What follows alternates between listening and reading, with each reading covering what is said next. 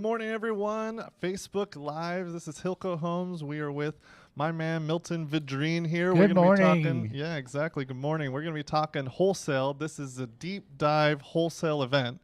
I hope everyone is fed and rested and hopefully dry, because here in Central Texas we had some crazy storms after the Independence Day, 4th of July. Yeah, much needed. What did you do yesterday? I stayed around the house and just tried to stay dry mostly. It was kind of enjoyed the rain. Yeah. We really needed it. It was kind of intense. The winds were crazy, lots of rain. But in this show, this Facebook Live, we are going to be covering two components. Number one, this again, the name of this is Deep Dive Wholesale. We have an audience here. We also have Milton. First, we're going to go into Milton's business in regards to wholesaling in real estate, answering his questions, helping him out, giving him some true value, and maybe you can get some tips out of it as well for your business.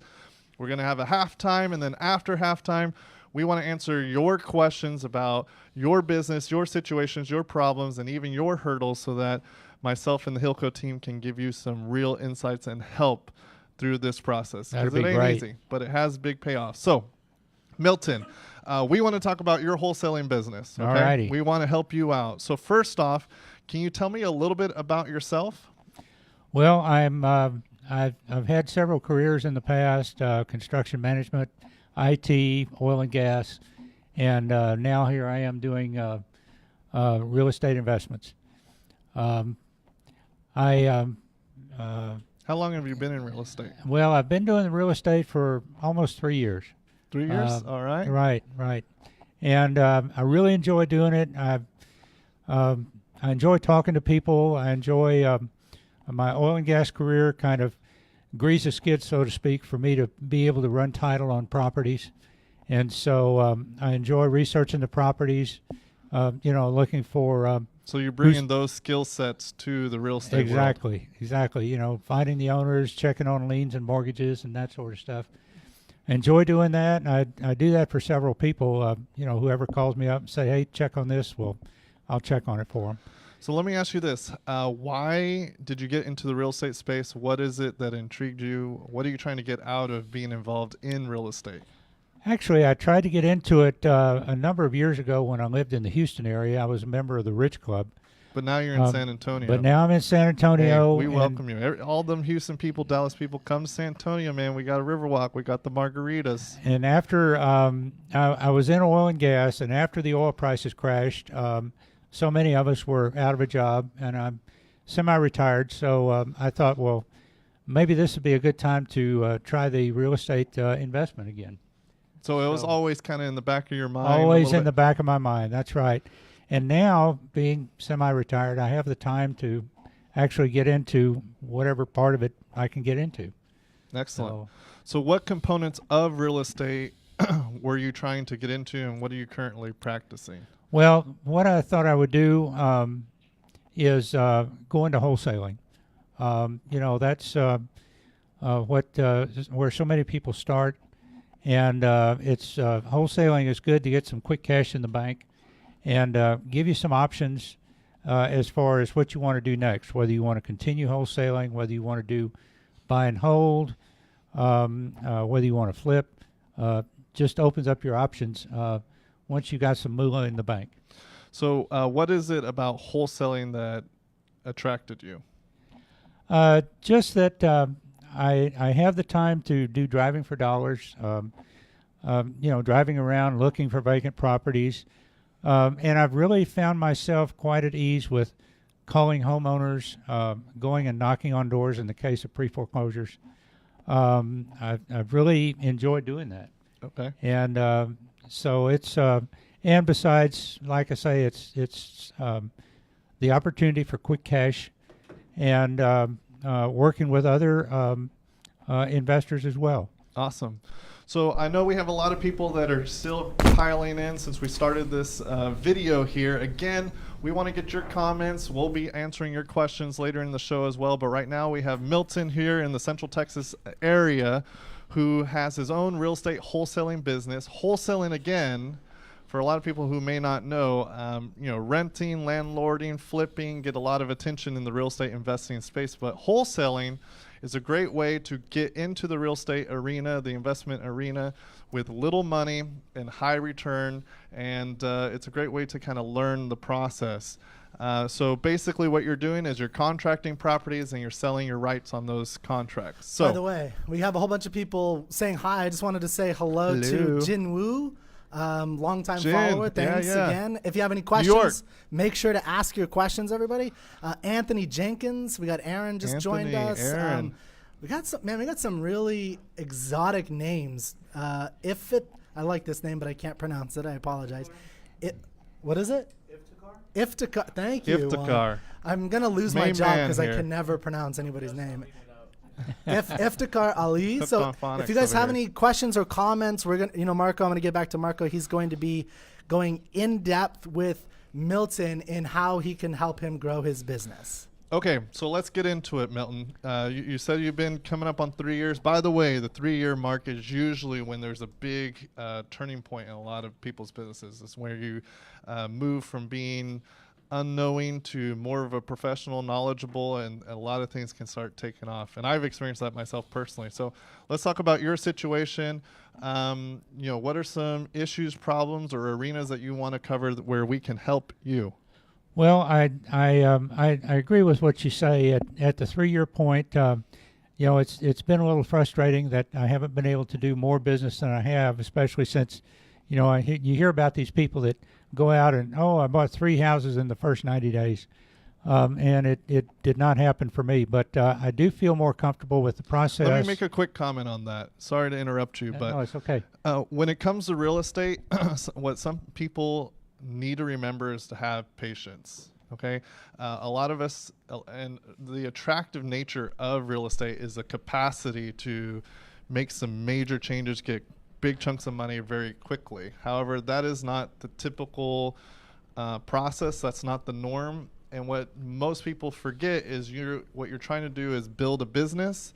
And to build a business, it's all about consistency and patience so that you're building on top of the last win and building to the next win. And it's not necessarily doing everything immediately, but to slowly improve your processes and to continue the results over time, not just hit a home run the first time and then you have a dry spell. So patience is a really big key. A lot of people, you mentally kick yourselves, and you don't have to do that because this is a process. It happens. So Sorry to interrupt you, but I did want to go over that. Well, also don't forget, there's a lot of people who speak big game.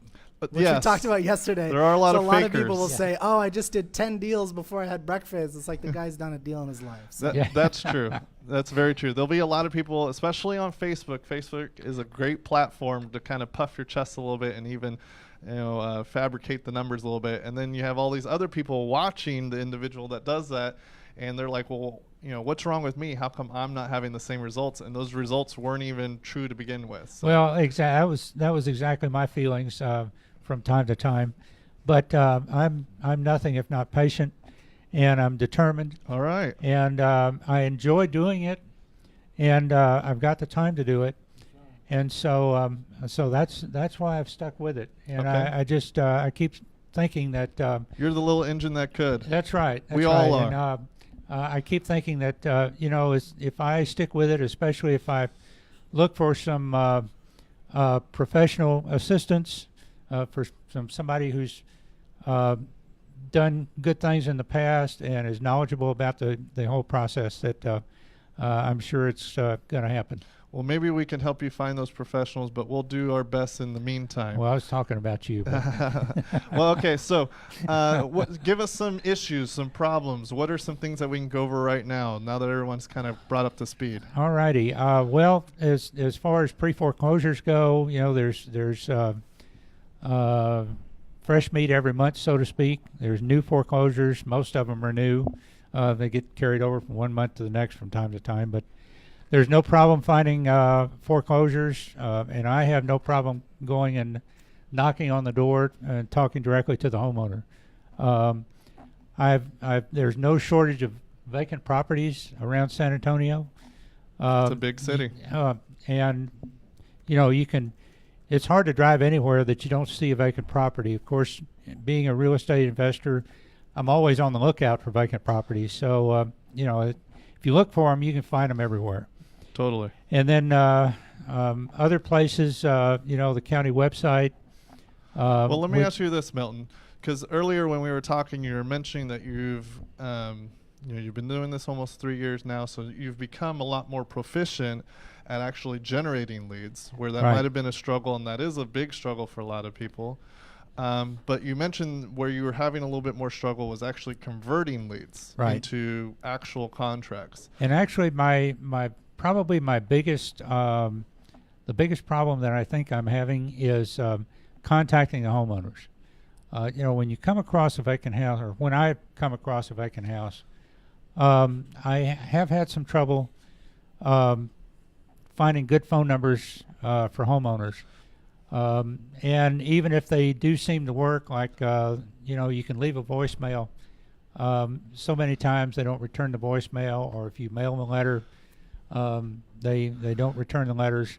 And I try to be consistent about following up with the homeowners, but it just doesn't seem to be happening. So let me ask you this. All right, you're generating a list.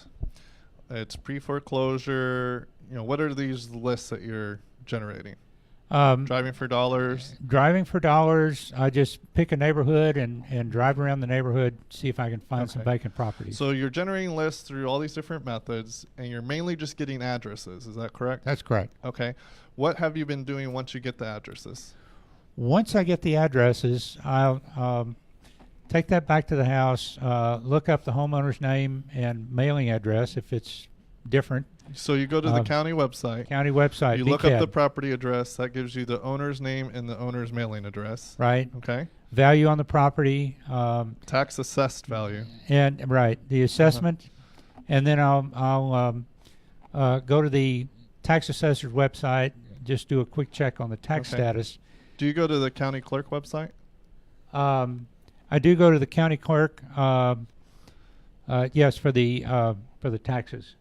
And then I also go to the county clerk to check out the deed records, see if there's any liens, any mortgages, and I keep all of the pre-foreclosures on a spreadsheet, so I cross-check that to see if it's possibly a foreclosure. Okay, so let's break this down a little bit. And by the way, again, people watching, we want your comments. If you have comments and questions for Milton specifically, for us, we can cover that. We also have the audience here in the Hilco team.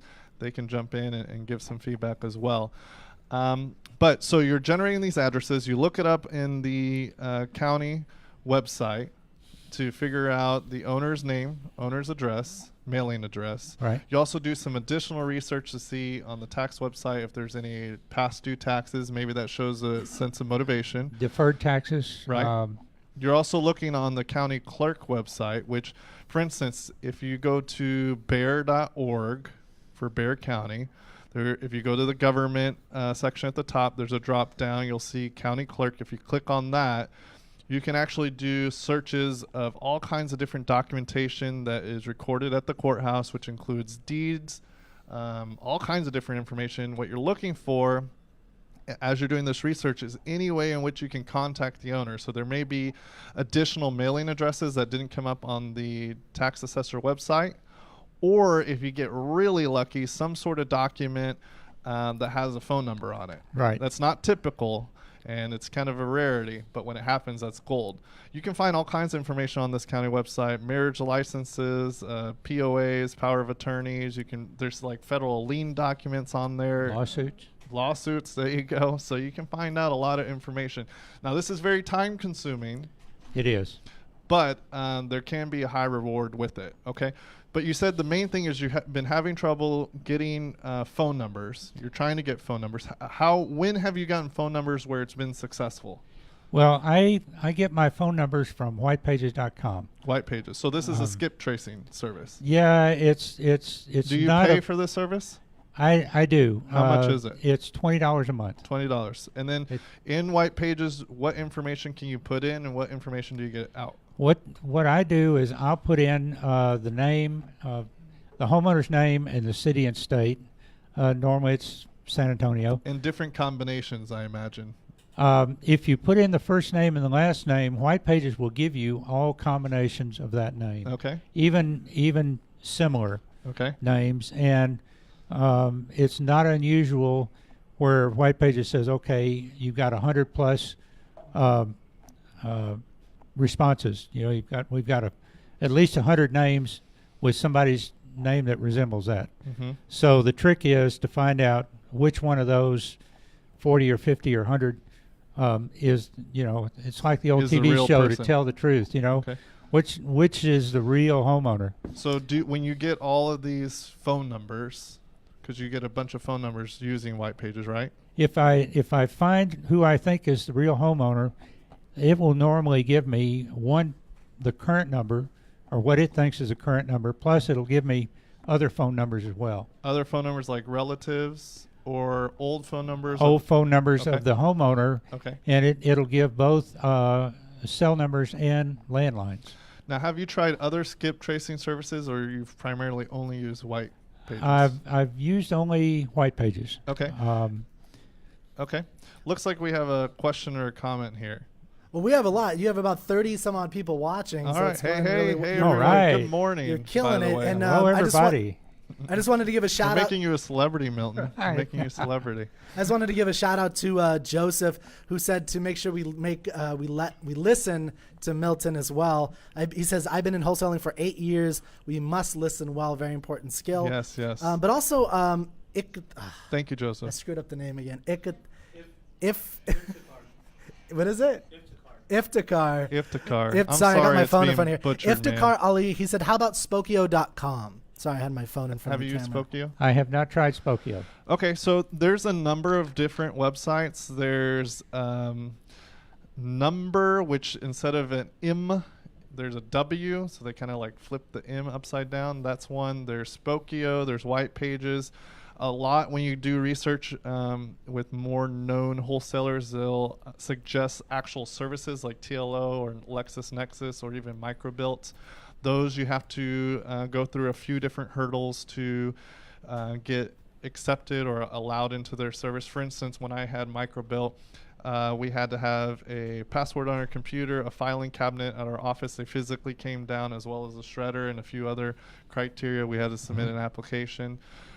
So there's a couple different ways and different services out there. And quite honestly, these services are not very expensive, but if you're still strapped for cash, what you can do is just generally in Google is type different combinations of the name, the address, the word phone, maybe just the area code with the name. Just try a bunch of different versions, and sometimes you'll get lucky that way to get phone numbers. And occasionally Facebook and LinkedIn.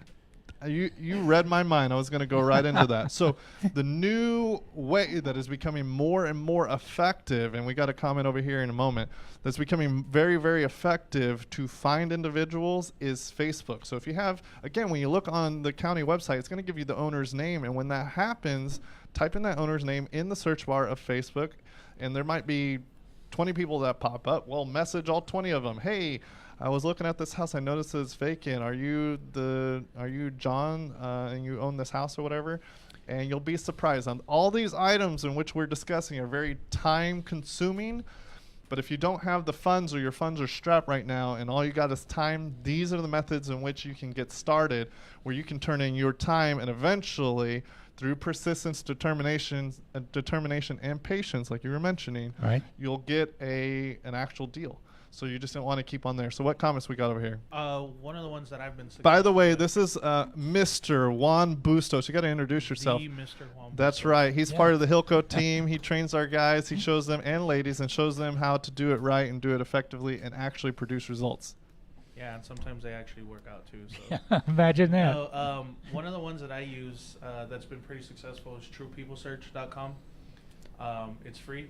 And you do have to do a little bit of research, but like Marco said, you've got nothing but time right now anyway. Right. So you do have to do a little bit of research. You might have to call a few phone numbers before you get to the right one.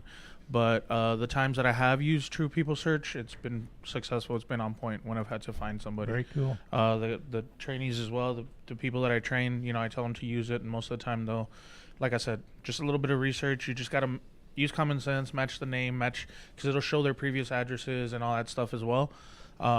And you just got to kind of oh, that makes sense. That person lived in San Antonio, and Right. they also lived here. And then also the address I'm looking up is a previous address of theirs. So it's pretty successful, and it's about as effective as some of these other paid services.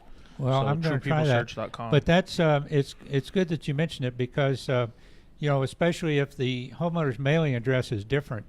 If I look them up in White Pages, I'll check the current mailing address and to see if the subject property is listed as one of the former addresses as well. And Awesome. Occasionally it will it'll give me a bunch of phone numbers. It'll give family members, other people, and occasionally an email address as well. Excellent. All right, and we got another comment. I appreciate everyone watching. Thank you for watching. Lots of good comments. So let's just move on to this, and then if you guys had other topics, I think maybe about 10 more minutes on this.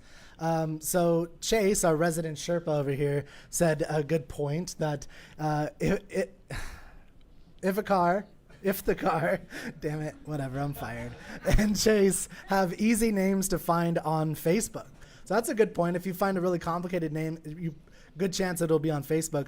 So Oscar Arena said, I've recently came across tax info on a vacant house that had a mailing address but no names. How should I proceed? So what? Say the comment one more time. So Oscar asked, he came across tax info on a vacant house that had a mailing address but no names. No name. That's interesting. So look it up on the county website. Look it up on all these sources that we just mentioned through that address, and there'll be an owner listed somewhere. If you go down to the county clerk or the county clerk search, at the very minimum, you'll find the deed, and the name is on the deed. So search that way. White Pages has other functions as well. It's got reverse phone number, reverse address, and reverse email searches. Excellent. Ooh, email. Yes. That might be effective. Yeah, I've used that recently. It's works pretty well. Okay. So just to do a recap, again, Milton, you've been in this on 3 years now, coming up on 3 years. You generate, what you typically do is you generate a list. Either you purchase a list or you search through the county to find a list, whether it's pre-foreclosure or another one like that. You also are driving for dollars to generate your own list. Right. Once you've generated this list, then you start doing some research on it. The county website, county clerk website, tax assessor website. And then additionally, you do another layer of research, which is skip tracing. Your preferred method is White Pages. Right. Now, again, skip tracing, everything he just mentioned is very time consuming, but what he's doing is he's starting with a very large net, and he's whittling down until eventually he's going to start getting in contact with particular people. Now, one of the drawbacks of skip tracing is if you're with a lot of these websites, you'll be successful. You'll get a ton of info. Maybe you might get 10 phone numbers, or you might get 6 old addresses or whatever. So you'll have a lot of information that comes back if it hits. Sometimes it doesn't hit. But then you have to take another interval of time to call each phone number, go through each piece of information to identify what contact info connects with the owner. Right. So in this scenario, now you're at a point where you're starting to get phone numbers. Are you pretty proficient at that? Is that been working pretty well, or is the problem really the next step once you have the phone numbers? Well, I usually don't have any problems getting phone numbers. Now, whether the phone numbers work, so many times I'll call, maybe I might call for a particular name that I think is the right person. Okay. I might call every phone number that White Pages gives me, and it'll say, it's not a working number. Gotcha. Or in the cases where it is a working number, I'll leave a voicemail. Right. And don't get any return calls. Okay, so this is where I want to get into it and go in a little bit more in detail. So when you call and they don't answer, what do you say in the voicemail? What I say is I'm looking for the owner of such and such a house. It appears to be vacant. Just wondering if it might be for sale. Please call me and let me know. Give my name and phone number. Okay. Do you just leave the voicemail, or do you also text? I have not tried texting. Okay. So first off, in the voicemail, what I like to do, my approach, everybody has a different style. Okay. Some styles are effective with some owners, and other styles are effective with other owners. But the approach that I like to take is I'll say, hey, whatever the first name is, hey, John, hey, Mary, I was actually giving you a call about the home on Main Street. Can you give me a call back? Or I was calling about the home off Encino Cliff. Can you give me a call back? I don't mention that I'm an investor.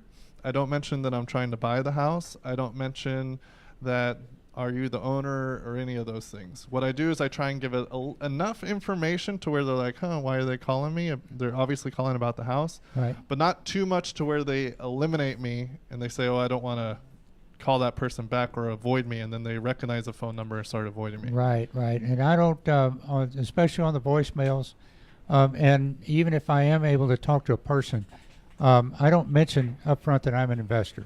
Okay. I just tell them that if the house is for sale, that I might be interested in buying it. Okay.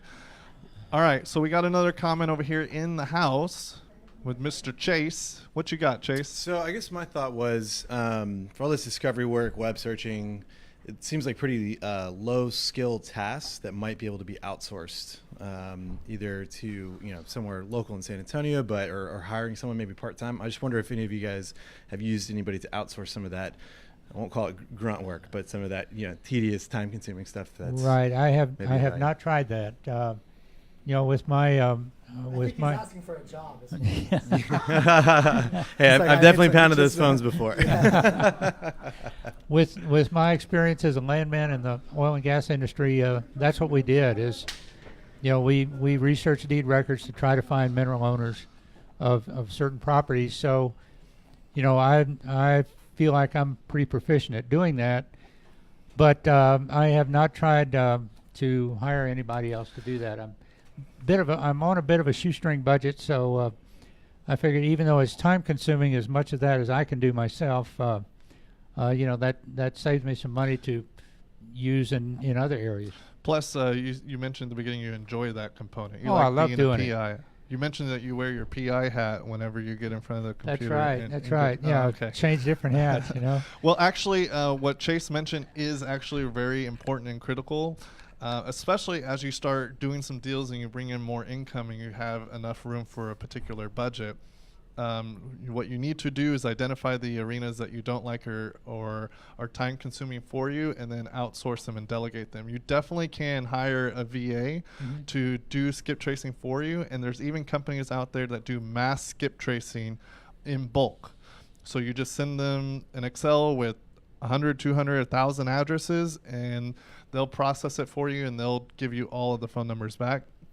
In fact, in my friends list, a gentleman by the name of Peter does this for us at Hilco. So I'll actually tag you, Peter, and people can reach out to you and use it. Should be, I think his last name is actually, in Facebook, I think it's Peter. I forget what his last name is, but I might be wrong. And actually, just recently, I've had a couple of other investors. They've called me and said, "Hey, can you?" Oh, there you go. You can charge for that. Yeah, not very expensive. I do. Okay, absolutely. there you go. So that's how you build that budget. That's right. Okay, so going back to the phone calls, because I really want to get into that for you, is with the voicemail, that's how I would approach it. Is not mention that you're trying to buy the house or if they're willing to sell it or anything like that, because if they've gotten a lot of phone calls like that, they're going to immediately put you on the blacklist and ignore your phone number or block your phone number, and then you never had a chance to call them. So that's the approach I like to take and what I would suggest. Well, and that's the second aspect of my vacant house search, is that it seems that by the time I have found a vacant house, probably about 50 other investors have found it before I did. Well, that might be because they're using those VAs to be a little bit quicker. It could very well be. So the other thing I would mention is every phone call also gets a text message from now on. Okay?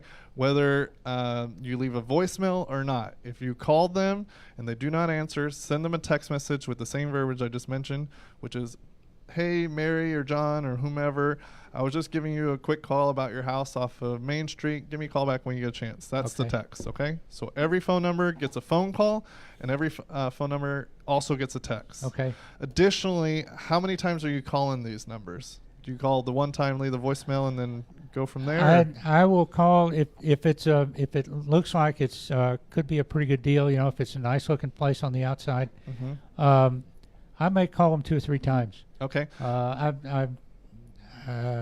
haven't been bombarding the homeowner with phone calls because, like I say, it seems that not usually the first one to find Sure. this particular one is a vacant house. So what I would suggest is you call each phone number at least 3 times. So first day, second day, third day, 3 times in a row. If they still haven't, by that point, most people that are going to answer in that realm. Right. Okay, especially Right. if you're doing the text message as well. Okay. If they don't answer at that point, put them on a week follow-up, then a 2-week follow-up, then they can be on a month follow-up after that. Right, Okay. right. Now you need to utilize an Excel.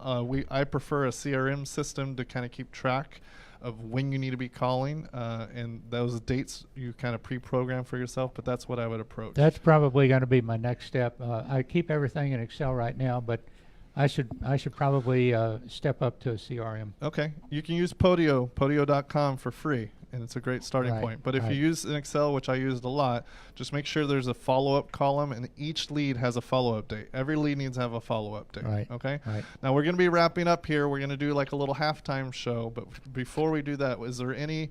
And then after that, we're going to answer your questions. We're going to have the Hilco Homes panel. But is there any last questions or items that we can go over? No, that pretty well covers it. The only other thing that I have done in the past, the pre-foreclosures, so many times I'll get the homeowners that say, well, we're trying to do a loan modification. Mm-hmm. And at that point, the best I can do is say, hope it works out for you. Best of luck. Here's my card. If it doesn't, please call me. And I very seldom have anybody call me. So they either get the modification, or they lose a card, or they file it in the round file or whatever. So that's just an objection. I would still, if someone said, hey, we're working on it, we're doing a loan modification, I would still try and get them to a point to where they can utilize my services and even get to a contract. So what I mean by that is, that's great that you're doing the loan modification. If that goes through, that's wonderful. That'll set you up for success. However, if it doesn't go through, or if it's not approved, you're going to be stuck. All this time will have gone by, and you're going to be stuck, and you might even lose your house. I would love to go take a look at your house, at least present an option for you, so you have at least a plan B, so that you can assess that. And what we can even do is, and if someone's really adamant about that, because some people will even lie to you, to be honest. Right. If they're really adamant about that, I can say, hey, look, this is the price I can do. Let's start the title process, so we're at least doing 2 birds with 1 stone.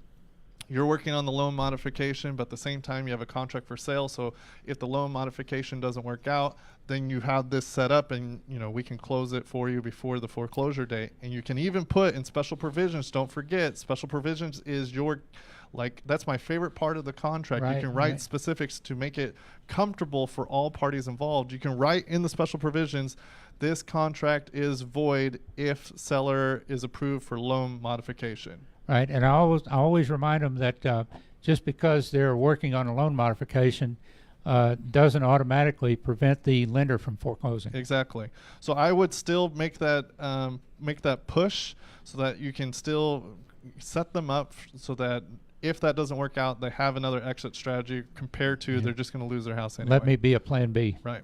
All right, Milton, I appreciate you taking the time. Well, thank you. Hey, thank you. Again, we're going to take a halftime approach here. Oh, we got a comment? Yeah, just 1 second. I noticed there's a lot of people asking questions. Keep asking questions.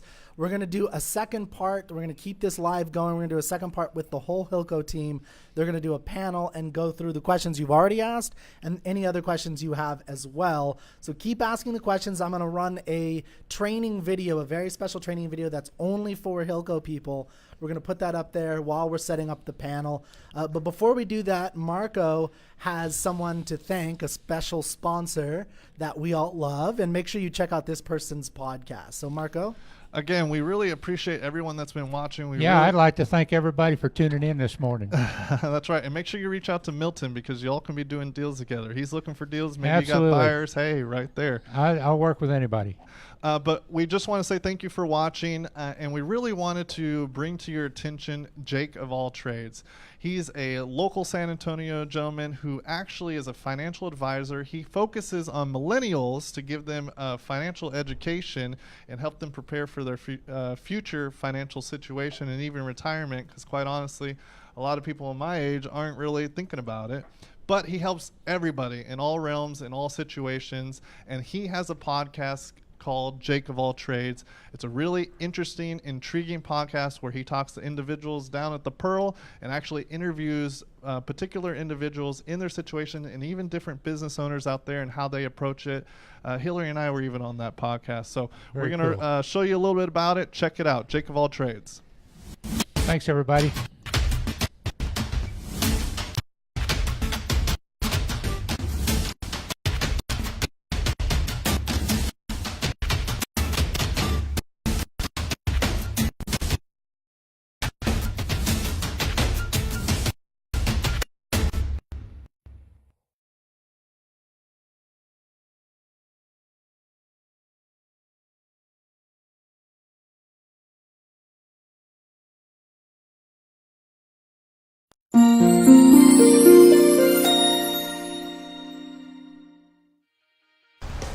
In this business, it is a hard business. Real estate is a cutthroat business in the sense that there's a lot of competition and you have to go and do a lot of things that your competitors are too lazy to do in some instances.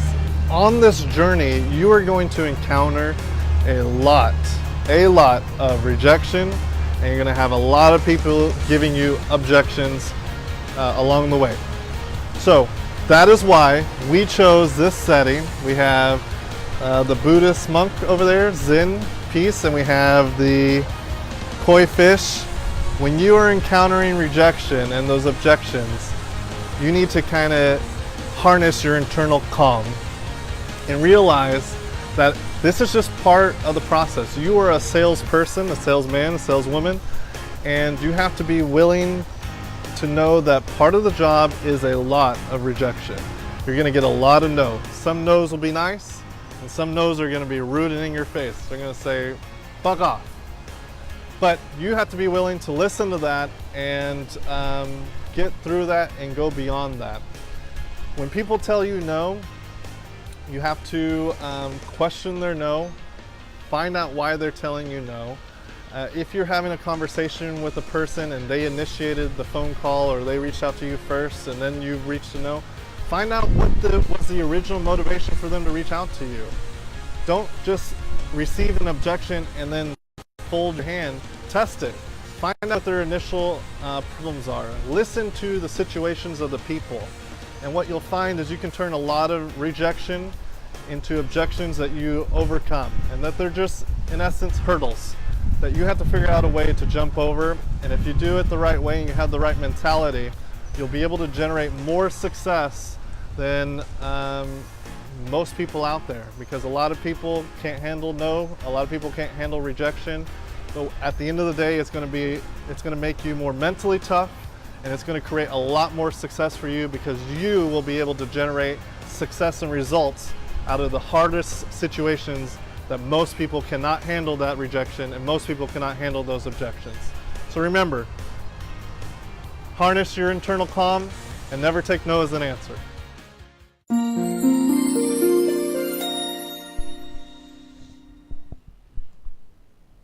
All right, so hopefully you enjoyed that video and those videos. Now we're going to go into the section that's really focused on you. We want to answer your questions. We had a lot of questions when Milton was here. Thank you, Milton, for participating. But we want to answer all your questions. This is a limited time, so if you have thoughts and processes that you want to go over, or comments in general, we want to cover it. But before we do that, one of the big components for any wholesaler and anyone in the real estate investment business, the big component of that is networking. It's all about who is on your team, who are the relationships that you've built, and the network you've built.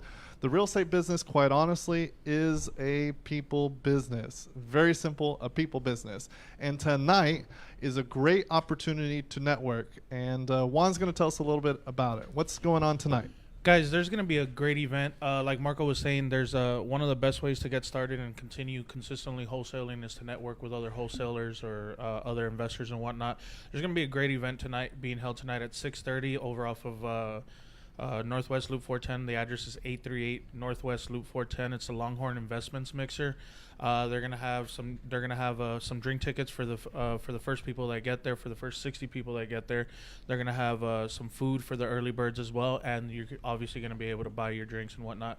But I've been to a couple of their events already, and they're really great. They get really packed. It almost kind of feels like you're at the club at that moment, but you're networking. The club with real estate investors. Yeah, what's better, right? A club of real estate investors. So make sure to make it out there. Again, it's 838 Northwest Loop 410. I think Kenna said it was behind the gyms, right? It was behind the gyms. The place is called Aloft, right?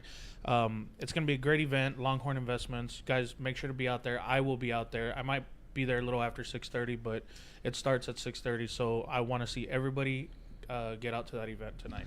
And if you get in contact with Juan on Facebook or maybe beforehand, he's got a few extra drink tickets. He can maybe hook you up. Maybe a few, yeah. It depends. The people here in the room definitely get it. I'll share them with you guys if you guys are nice to me. That's right.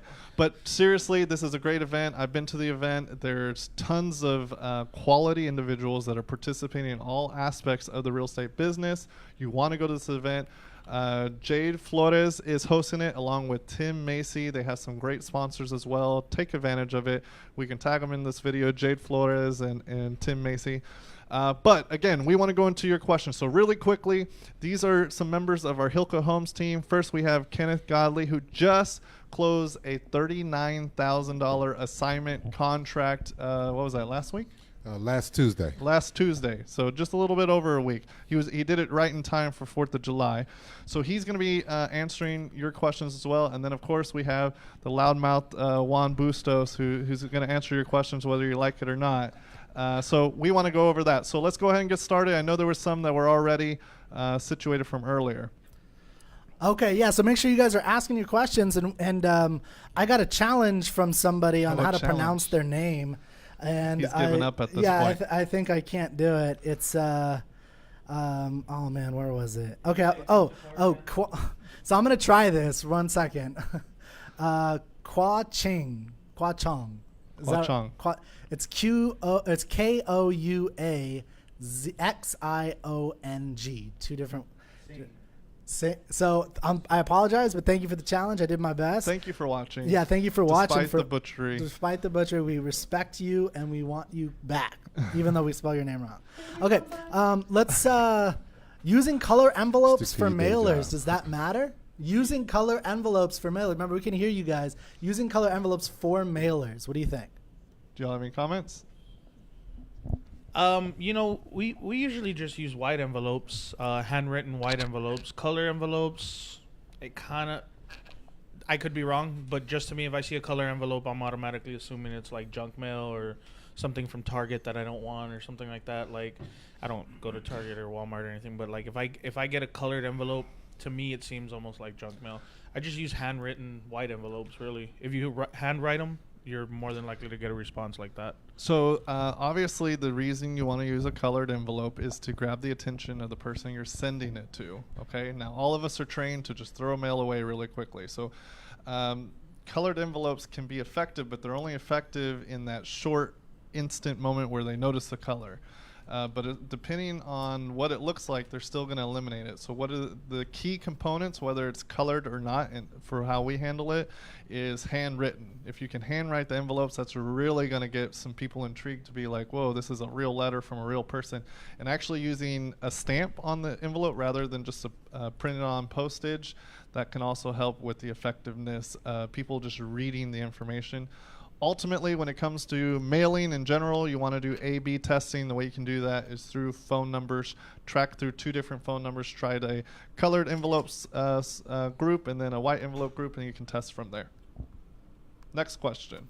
Okay, next question is... By the way, if y'all have questions over here, y'all can participate as well. We got you. Okay, next question is from Michael Martinez. Michael. And you can pronounce that one. I can pronounce anything that is... white people, I guess. Because you're white? Okay. Good job. I'm the whitest person on the planet. Good job. Way to bring race into it. I have no anything good besides that. How do you guys go about showing your cash buyers your wholesale deals that are owner occupied? Do you do a one-time showing?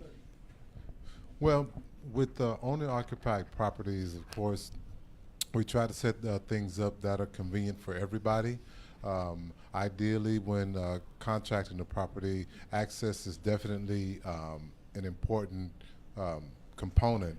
We need access, and so there are times where we will just do, showings where there are multiple buyers. But ideally, you hope to have the cooperation with the homeowner, with the understanding that they know that, hey, we're trying to sell this property. There may be several people who are coming to look at it, and that they're just, going to be just cooperative like that.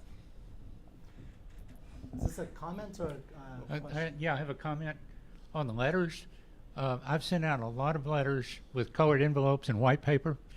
And then I tried using white envelopes and yellow letters that I've handwritten myself, and I've gotten some really good responses from the yellow letters in white envelopes. Okay. And I just sit down and write it out on a piece of yellow paper. Again, that's very time consuming, but if you got the time, that's how you can actually generate the deals. And you still had a comment on the owner occupied, right? So if you want to show your cash buyers your wholesale property that's owner occupied, there's a couple things you can do. One, like Kenneth said, either you have you can have the cooperation, try and get the cooperation of the seller, the homeowner. Tell them that you're going to have people going through. If you're worried about letting them know that you're not going to be the end buyer and they're a little skittish, you can just tell them that you need access to get your inspectors there, and do a group showing. Just say, hey, I'm going to show this property, on Saturday at 2 p.m. and tell your sellers, hey, I've got some inspectors coming. It's not a big deal. They just need to go through. So that way, one of the lines that I typically use is I just tell them, I've got these guys coming through. I want my plumber, my electrician, my cosmetics guy. I want all of them coming through so they can look to see what they have. So that way when we close, we can get started on it the very next day, and I don't have to skip a beat. And that they're usually okay with that when it's owner occupied. And you can tell your cash buyers, hey, I'm showing it on Saturday at 2 p.m. Get 5, 6, 7, 8 of them out there at the same time and get them to go through it. That usually also creates a little bit of, urgency and competition among your buyers, and you increase your chances of somebody jumping on the deal rather than telling you, oh, well, let me get back to you on Monday or something. So that's one of the things you can do if you're worried about the owners finding out that you're not going to be the end buyer. Excellent. I like it. Do we have another question? Oh. Yes, we do. Do any of you do auction flips? Hilka Homes doesn't, but we have orchestrated deals where we focus more on the pre-foreclosure. We've purchased properties and wholesaled them prior to the foreclosure. We really like that arena compared to dealing at the court, the auction at the courthouse. One of the things that me personally, I don't like about the auction process is that I don't get a chance to actually see the property before taking possession of it, and I'm kind of just like shooting in the dark. To me, that's just not real. It's not real. What's the word I'm looking for? It's just not effective for me. It's just not effective for me. It doesn't. In wholesaling, we talk about deals making sense. That doesn't make sense to me. Buying a property sight unseen, of course we can do that with a certain amount of risk, but with the last thing I want to do is get into a bidding war trying to acquire property that I have never even seen. There's a lot of people, especially here, well, actually in all the major markets, and the top players all participate in the auction in some capacity because they're trying to increase their numbers and get more deals. But for us, it's highly competitive now, being such a hot market. There's a lot of people at the auctions. It's one of the first places a newer person goes to. And we, Hilka Homes, look for arenas that are a little bit less competitive where we can be more successful. What's the next one? So it's a related one. It's how do you do the financing? So do you want to go over that? Financing for what do you mean for the auction flips? You can tell them we don't finance. Yeah.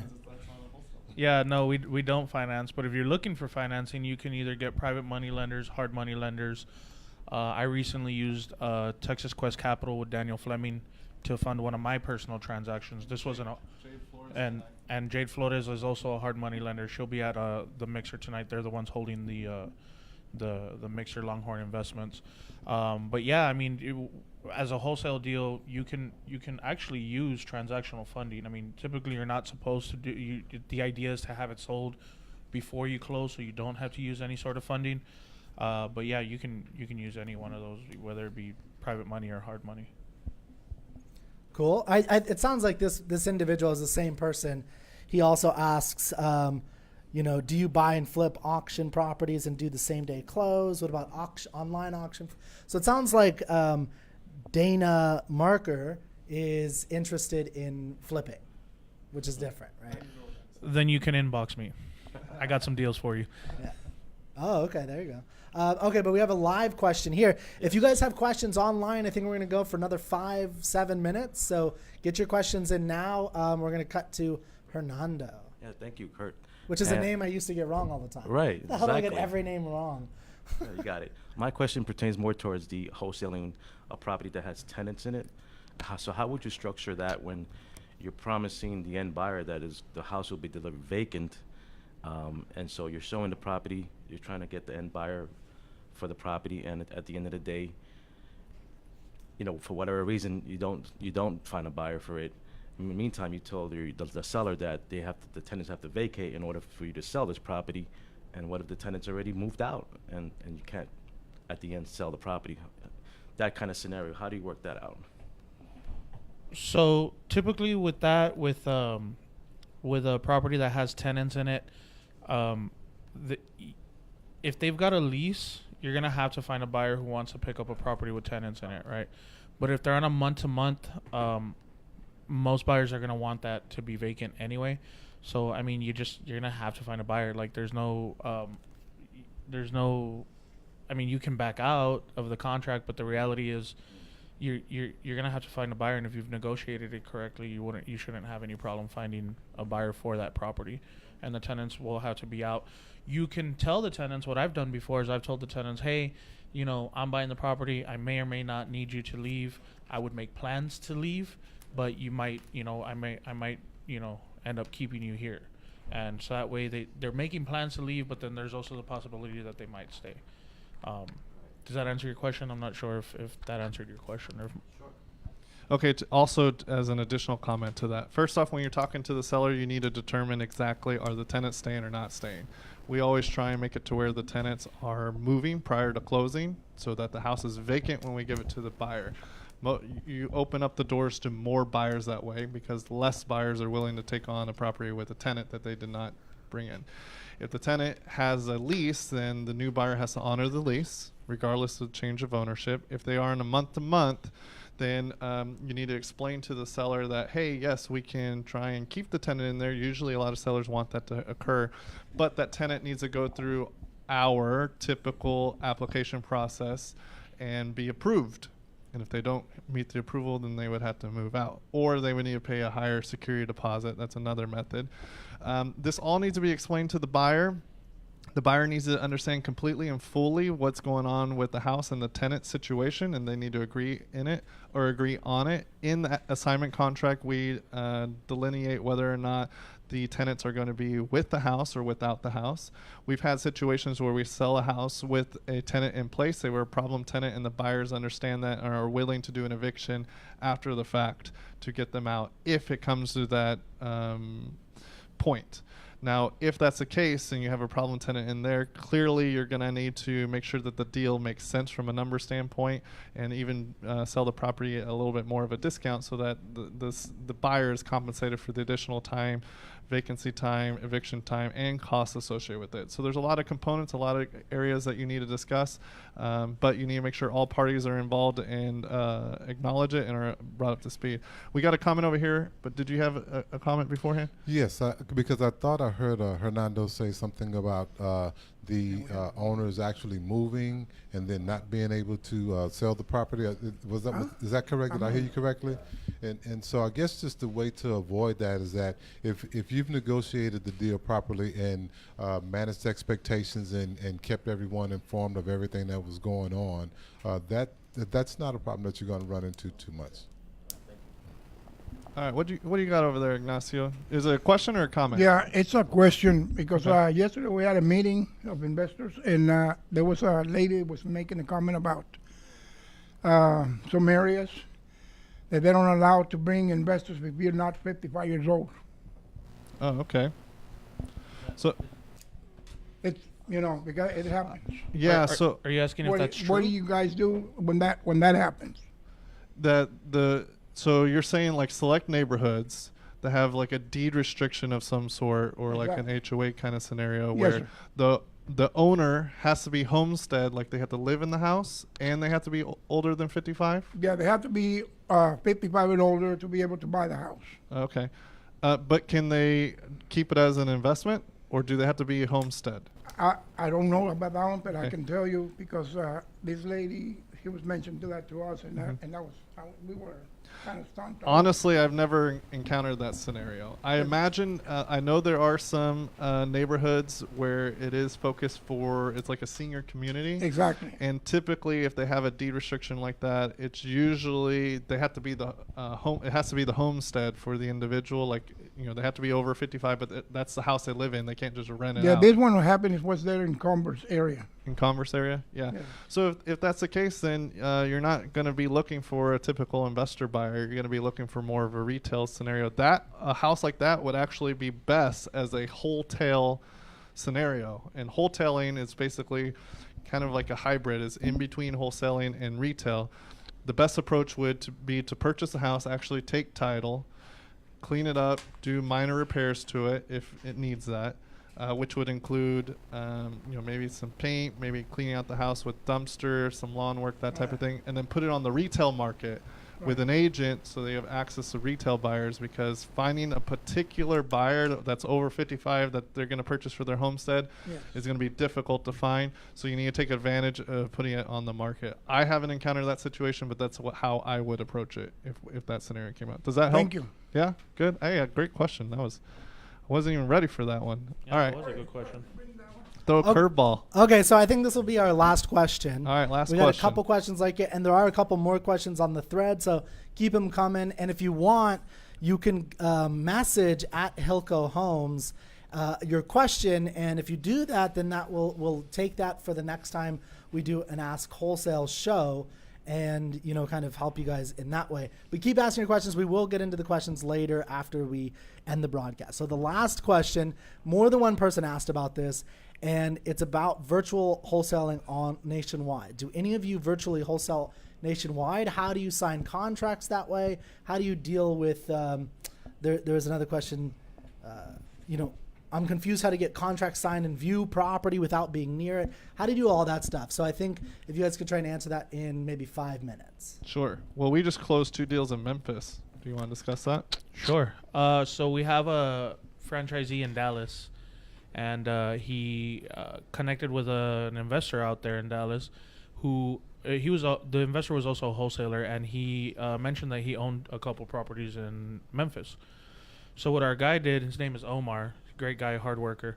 Hold on really quick side note. Our franchise in Dallas, the gentleman's name is Omar. He contacted the seller on a property, I think it was near Dallas, in a small town near Dallas. I think it was in Mount Pleasant. Okay, Mount Pleasant. So he contacted the seller particularly about a house here in Texas, because Texas is our market. That's where we are. Now, that deal didn't work out based on numbers, and we couldn't do that deal. However, Omar had the long-term vision to make sure to ask the question, well, do you have other properties? Can we help you in another way? Is there other properties that we can help you with? And it turns out this seller owned properties in Memphis that were problem properties for him, and so that's how the conversation started. So go ahead. So what Omar went ahead and did was he added himself to some Facebook groups, wholesaling real estate investment groups, in Tennessee, in Memphis specifically, and he reached out to a couple wholesalers out there. One of them was a realtor, and the other one was a wholesaler, or just a straight wholesaler. He reached out to them. He got them to go out there, take a look at the properties, take pictures, and he basically got them to. We blasted it out to a list of buyers that we developed over there in Memphis. They ended up finding a buyer for it. There was some confusion on the title. I know there was some confusion on the title, but what Omar did was he since he wasn't able to physically go see them, he wasn't able to go show them physically. He reached out. He got a couple of other people to be his feet on the ground, his boots on the ground, in order to complete the task that where someone would need to be physically there. Of course, we gave them a cut. We split the deal with them and whatnot, and they also got paid for it. So that's the way we were able to accomplish that one, was by adding ourselves to these Facebook groups. Social media is great, guys. Like we're connected to everybody's connected to everybody in some way, shape, or form at this in this day and age. So he was able to reach out to them and get them to basically work for us out there. Did you have any comments on virtual wholesaling? Okay, so some of the key components that I would make sure to mention is, if you're trying to do virtual wholesaling, actually I prefer virtual wholesaling. Now here in San Antonio and Central Texas, we're always looking for deals in this market, in this area, because most of our buyers are in this area. This is where our home base is. This is where we built the connections and our contacts.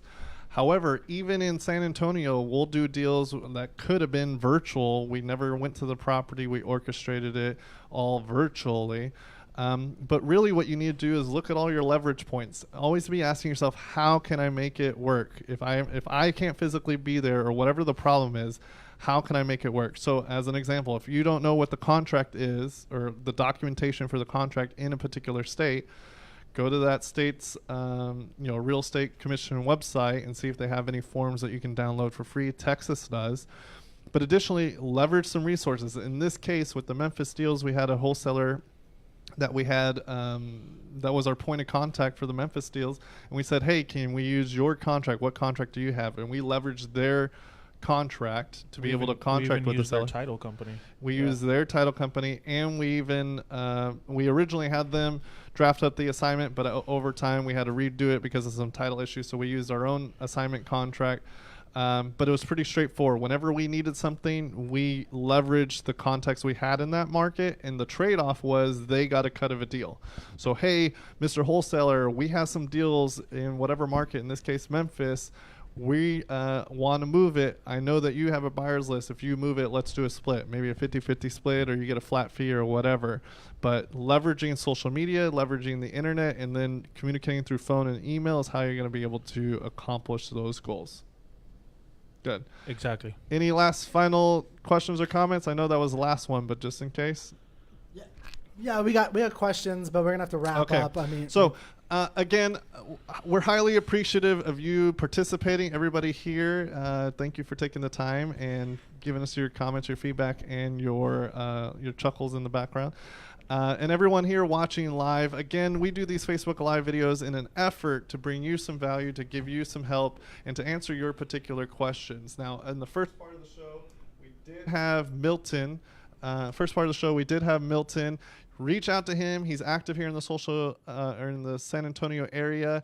Reach out to him. We put his phone number on there. He's looking to do deals. As you heard, he has tons of leads. He needs some people to help him move those leads. Maybe you all can work together. Again, with us at Hilco, this is only part of our Hilco team. There's a large group of us. If you have any deals, you're welcome to bring it to us. We can work together. If you have questions, leave them in the comment section. We will answer them, and we will have more videos like this one for you to help grow your business into the future. So again, thank you for watching. Building your reputation is a low-cost way to really build your brand. Mm-hmm. There isn't just one best way that I think. We touched on some of it, managing expectations, being honest, your follow-through, all of that kind of plays into it. But I think if you look at it holistically as building your brand through building your reputation, you'll be successful. Because when you're first starting out, your brand is you. Exactly. And that's nothing. There's nothing else. So you're only as good as what you've done. And if you haven't done anything, you better have a good heart. That's it, man. And that's another long-term play too. So I love that. It's what was that? Building your brand is not building your reputation, but building your reputation builds your brand. Correct. That's it. I've never heard that. That's good.